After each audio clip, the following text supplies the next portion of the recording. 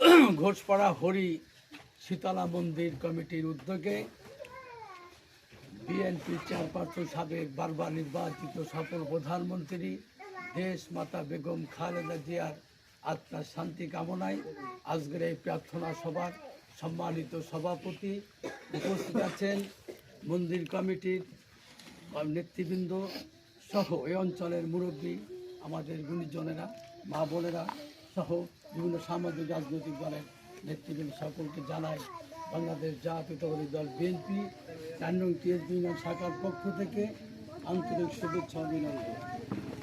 যেহেতু শীতের রায়, প্রথমে তো আমরা আমাদের মুরব্বীদের বা এই মন্দির কমিটিকে ধন্যবাদ জানাই আজকের এই প্রার্থনা সভা করার কারণে।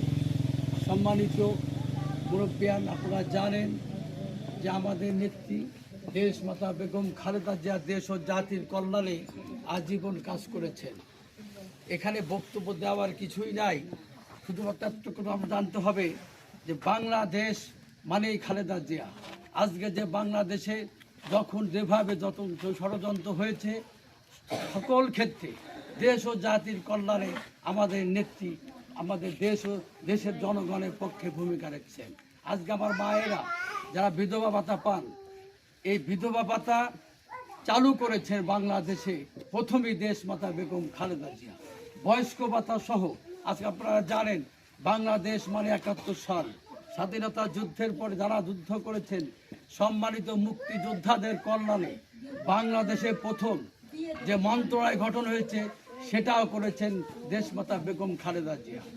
আপনারা আজকে খালেদা জিয়ার আদর্শে গড়ায় বিএনপি। আজকে দেখবেন আমাদের দলের পরিকল্পনা যে বাংলাদেশকে গড়তে হবে, যে বাংলাদেশ আর পিছিয়ে থাকার সময় নাই।